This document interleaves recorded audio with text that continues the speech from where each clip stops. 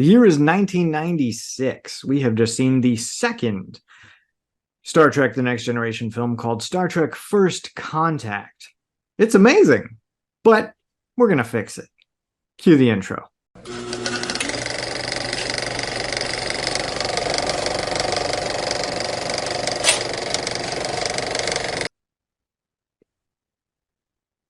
Hey, everybody, and welcome to the Mirror Movie Universe podcast. I'm Nate, one half of the hosts of this shindig of a show. And across the aisle and across the country, coming at you live on Zoom, is my brother Dan. Say hi, Dan. Hey, we should really get like a sponsorship from Zoom now that you've said that. That's the first. It's the first product placement in our in our series. Wonderful. It really is. Oh my god. I'll talk to you about that later. That stuff is terrible. Anyway, I think we should talk about the movie now, Dan. Yeah, go ahead. Do your thing. We're talking about Star Trek First Contact. And as per usual, in order to talk about what we like, and I think we both really like this movie. Really do. We got to talk about what happens in Star Trek First Contact. So the Enterprise, the new Enterprise, the Enterprise-E, is out with Picard and crew, cruising the universe, minus Worf, who is now transferred to Star Trek Deep Space Nine. If you've been watching the TV series, it's 1996. I hope you have been. And they're having a good time. They hear that a Borg cube, the Borg are these massive robot people that assimilate other species. So they'll capture you and put a bunch of attachments and take out all of your emotions and memories, basically your soul. And they're unstoppable. Like they're super dangerous. They've been Picard's nemesis for a while. There's a Borg cube, which is their ships heading towards Earth, sector 000. They're sort of debating whether or not they should go back. But Starfleet is calling all of the ships back except for the Enterprise, because Picard used to be a Borg. That's right. In the show, he was captured, assimilated, and turned into Locutus of Borg. And it was a very traumatic experience for him. And Starfleet does not want him back. So they kind of meander about. They hear that everyone is basically losing. Like all the ships in Starfleet are going up against this one Borg ship, and they're just getting their butts handed to them. Picard basically says, screw it. And, he's like, set a course for Earth, maximum warp. And he's like, I'm about to commit a direct violation of our orders. If anyone objects, you can note it in our in my log. And Data looks at him and says, I think I speak for everyone here, sir, when I say to hell with our orders, which is a wonderful little moment. And they go back to Earth. Picard's knowledge of the Borg allows him to defeat them, and all of the ships that are still left, blast one part of the big Borg cube, and a little escape pod thing flies out, starts a time portal thing going on.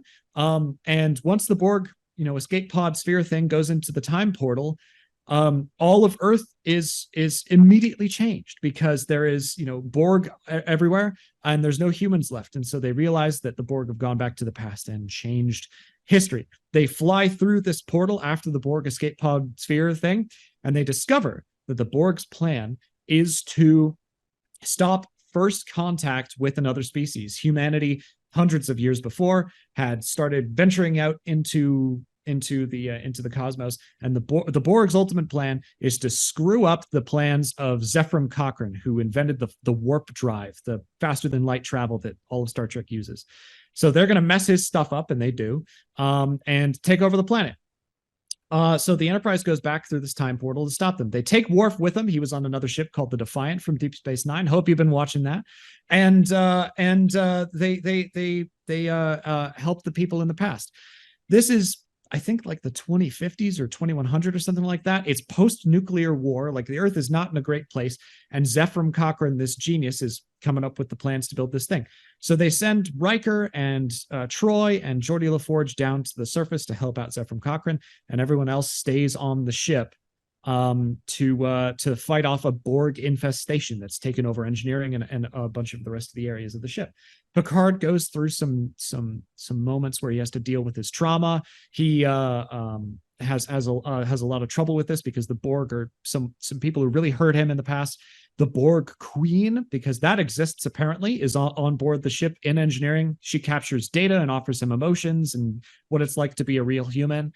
There's a final showdown in engineering where they, are fighting the Borg right when the ship takes off from Earth, and they defeat the Borg bad guys. And right at the end, they're watching as the first contact ship from aliens who detected the warp signature comes down to Earth, and it's Vulcans, who we've known since the beginning of Star Trek. They do their little salute thing, and Zefram Cochrane kind of half does it back because he doesn't get it, and the movie ends. It's wonderful. I like this a lot better than Generations. I think you do too, Dan. But let's talk about that in specifics. Dan, what do you like about Star Trek First Contact? I love this movie so much. This is my second favorite Star Trek movie of all time. My first out of all of the Next Generation ones. It's absolutely amazing. Mm-hmm. Every character in this gets at least a moment. I know that not all of them get enough of their due, but Troy has that moment where she's like drunk and she's like, "Don't question my counseling skills." Mm-hmm.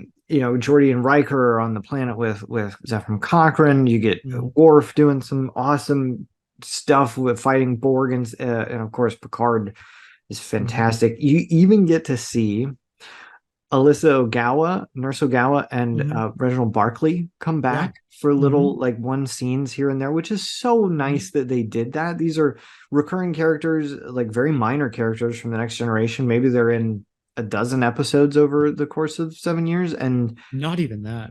And there's like 4 Barclay episodes. Yeah, but they bring them back here, which is it's lovely that they did that for them. The new chief of security, because Worf had to be replaced, Lieutenant Hawk, I think his name is, played by Neil McDonough, is fantastic. Everybody, James Cromwell does a great job, Alfred Woodard does a great job, Alice Krieg as the Borg Queen does a great job. Brandon Braga, who's one of the co-writers of this, was once debating the best Star Trek film. And he said that it's not this one because it should have been Riker instead of Picard fighting the Borg. And I think he's so wrong about that, because what makes this so amazing is Picard's emotional descent into madness. This is him fighting his white whale, and he's losing crewmen, and you see him just absolutely like he's killing people before they're assimilated, and he's just mowing down these Borg, and he's so frustrated by everything. It's really amazing to see. And that Moby Dick analogy is played in the film, because Picard's kind of foil in this is a woman from the past that they have to bring up to the Enterprise because she's understood them or seen them. I can't remember. And she doesn't understand how much of a threat the Borg are, and is kind of an insert for the audience of being like, why is this old man so crazy about this stuff? She sees him do some of these terrible things. And so, I'm with you. Picard should have been, he's in the right place. Oh, absolutely. And Patrick Stewart does a fantastic job with it. I think I love to see First Contact itself. It's so interesting. We have 1,000 probably science fiction films that deal with first contact with humans and aliens, but Star Trek is phenomenal because it sets it within this universe where it happens at our lowest point. Like, that's incredible to think about. We always say good science fiction makes you think, and it's fun. Like, that's incredible to think about. It's at our lowest point. It's after this like nuclear war and everything, and the Vulcans come and see us when we don't have anything to offer.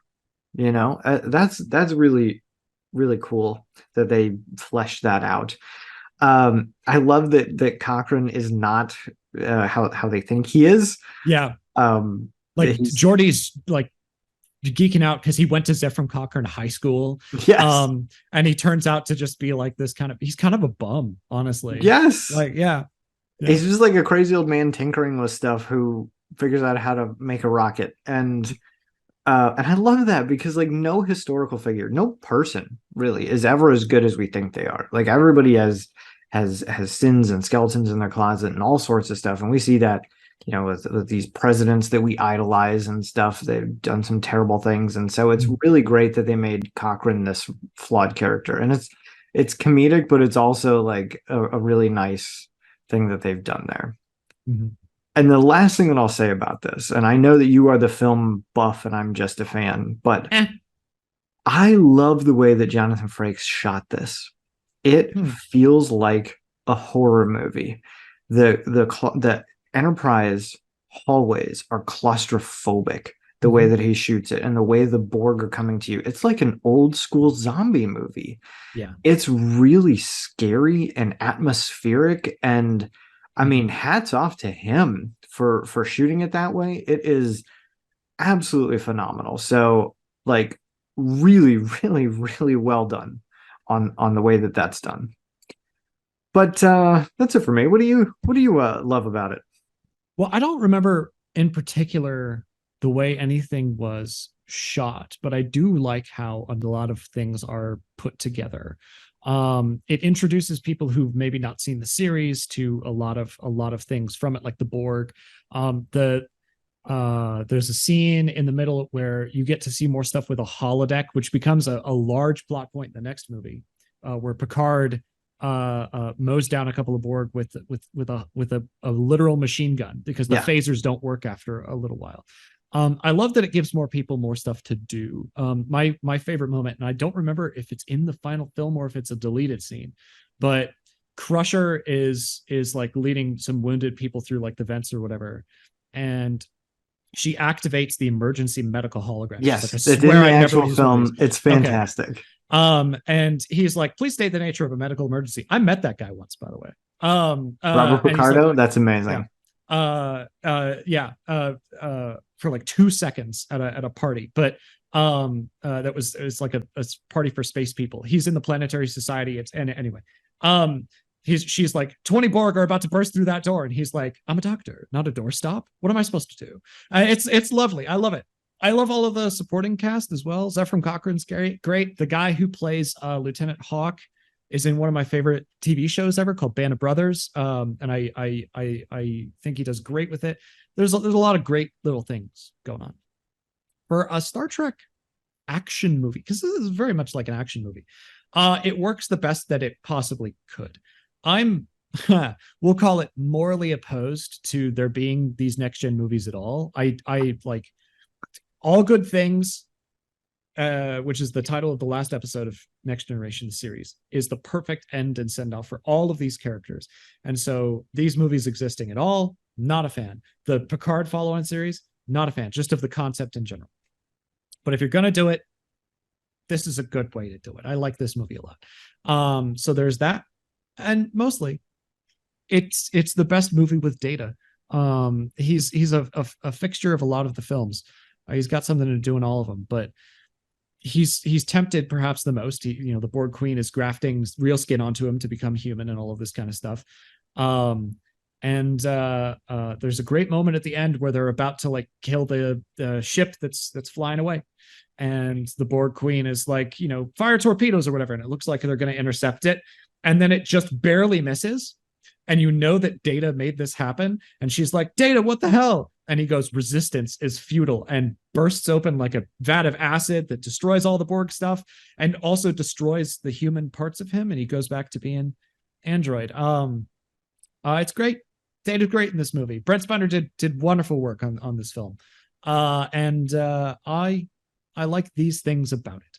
Yeah. It's not perfect. There are things I don't like about it. My least favorite thing is your favorite thing, or when we were kids was your favorite thing, is when Worf goes, assimilate this, and blasts a Borg or something like that.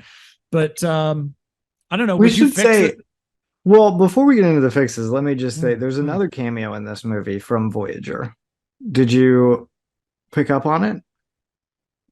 It's okay, so when they do the Tommy Dixon thing in the holodeck, there's a waiter, like the maitre d' or whatever. Yeah.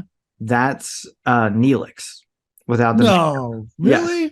And the funny thing is, he specifically like did not put his name in the credits because he thought it'd be funny if people waited through the credits and then like he wasn't there.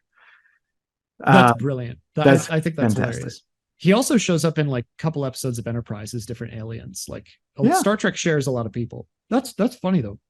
Like the only other cameo that I know is when the Defiant Worf ship gets destroyed at the beginning. There's a guy at the helm of that ship who later he's one of the characters on Parks and Rec. He's Yes, Ben Leslie Wyatt Knope's from Parks and boyfriend. Rec. Ben Wyatt from Parks and Rec. He's a guy in this movie. So there's a lot of little things. Would you fix a little thing or a big thing though? So I would fix. Okay, I get what you're saying about the Lily Sloan character. Okay, I get what you're saying about how she's a stand-in for the audience who doesn't know the Borg, and it's showing Picard and all of this. And she does a great job portraying her. I don't think that character is necessary. I think that should have been Crusher. I said in my Generations episode, Crusher's like Picard's work wife. She knows him better than anyone. To see his descent into madness through her eyes, I think would be a little bit more potent. Now, I can't reshoot all of those scenes with Crusher. I think that's doing too much. So instead, I just want to do one. I just want to focus on one scene, and it bothers me for a big reason. So it's right before the big moment where Picard's like, "This ends here, no further." He smashes the glass with the glass and everything. Yeah. Right before that, he storms off to the ready room and he gives the new security chief guy. He's like, "Fight them hand to hand. We're not gonna let them take this ship." And Crusher turns to Lily Sloan as she's about to walk in to talk to him, and she says, "When he gets like this," says something like, "When he gets like this, no one can change his mind." Yeah, which is so out of character for her. It really is, because she does like 15 times. Yeah, changes his mind all the time, gets him to see things from a different perspective. So I just want to do that scene with Crusher instead of Lily Sloan. So Crusher says, like, Sloan's about to walk in, Crusher's like, "Okay, I got this. Like, I know him." And then you still have Picard saying the same lines. He still smashes everything. And Crusher can say that line, "You broke your little ships."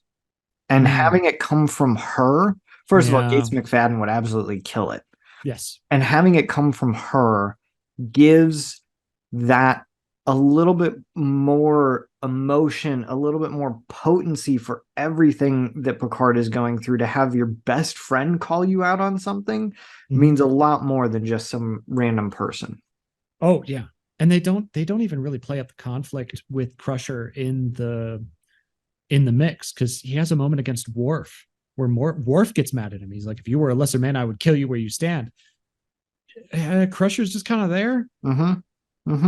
Yeah. I do think though that if you reduce, it does reduce the involvement of the only other character from the past that we interact with besides Ephraim Cochrane.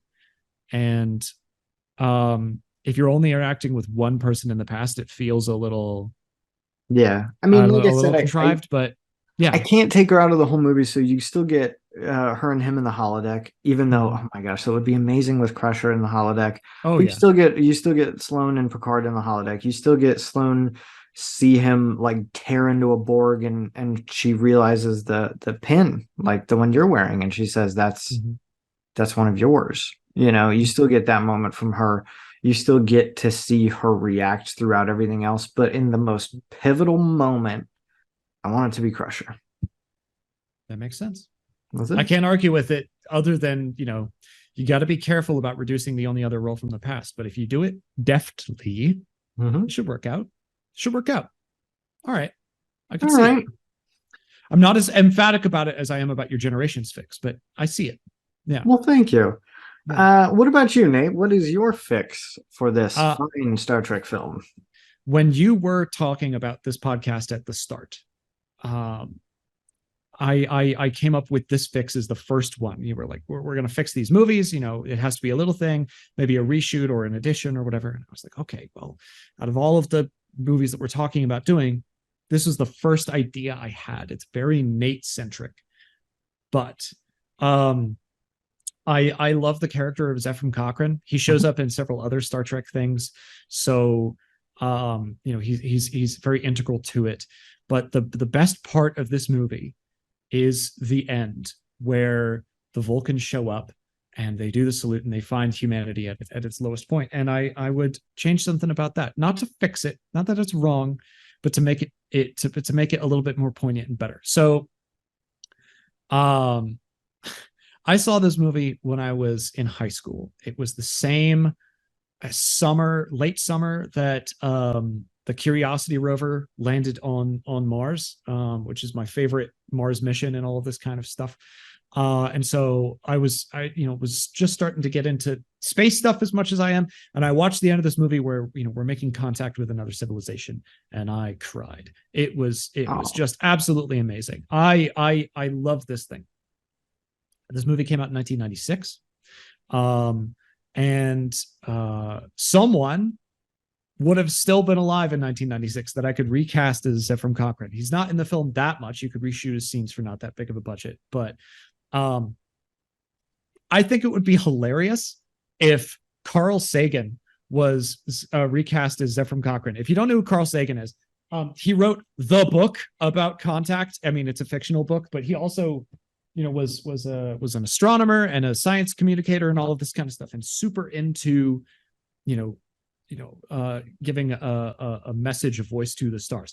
In another tie to a Star Trek thing, the Voyager probes from all the way back from Star Trek the Motion Picture, he worked on those. It was his idea to put a record on it with messages from humanity to the stars and all this kind of stuff. And I think it would be great. And he's also the guy who says millions and billions, and that's like what everyone knows him from. I think it would be great if he would be the guy in this movie who meets the alien civilization. He also died, I think, right around when the movie came out, so he would have been able to shoot it. I also think that it would be hilarious because he's not a huge, like, out there kind of guy. He's very prim and proper, and so in that scene where they're about to launch this thing and it's very like 10-9-8, it's very somber, and then Zefram Cochrane just yells, "Let's rock and roll," and starts playing Magic Carpet Ride by Steppenwolf. Yeah.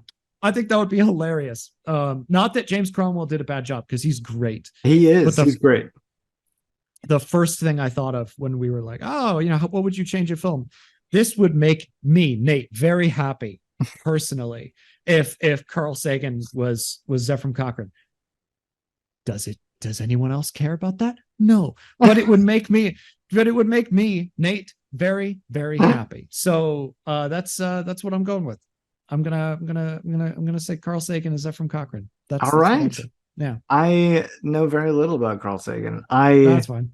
I do love that scene. I forgot to mention that earlier when they're counting down, and Zefram Cochrane's like, I forgot it. And Riker's like, we might have to abort. And then he pops it in and it goes, "It's been a long road." Oh, no. That's not what, if you haven't seen this movie, that's not what it is. Dan just referenced the opening song to Star Trek Enterprise, which is a piece of crap. It's terrible. It's awful.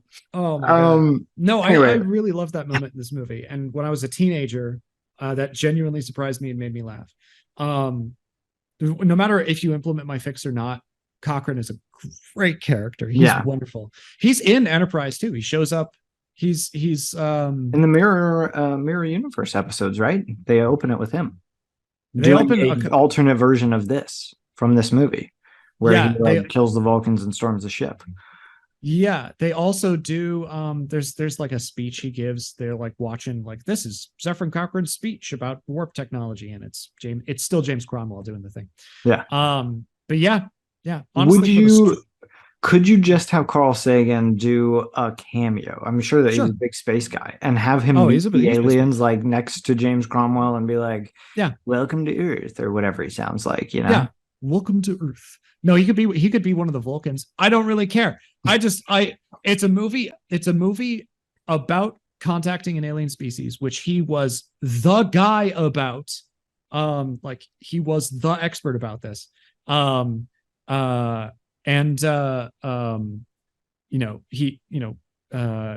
just is kind of fitting. Just a little bit, but I don't know. That's kind of like putting like Neil deGrasse Tyson in Star Trek Discovery. I'm sure Yeah. they'll never do that. But I think it would just be like a little inside joke for us science geeks out here. I for the structure of the film, I like your fix better. It's more practical, and less personal to you, I guess. Well, not less personal, but less personal to just one person who's, gonna watch this thing. But yeah. All right, well, let's open it up to the audience. Audience, do you know Carl Sagan? Would you like to see him in Star Trek First Contact? I'm sure the answer is yes. And would you like to see Crusher have that moment with Picard? But this ends here. I would prefer that, honestly. Well, but that's just me. You can't. Again, we can't vote for our own, so that's why the internet has to tell us what we've done wrong. Yeah, which they're very good at. So, oh yes, sound off in the comments. Let us know everything that we've gotten wrong and which prefix you prefer. As always, like, comment, subscribe, all that bullcrap, and we will see you next time where we do Star Trek Insurrection. Ooh. Yeah. See you, everybody. Bye.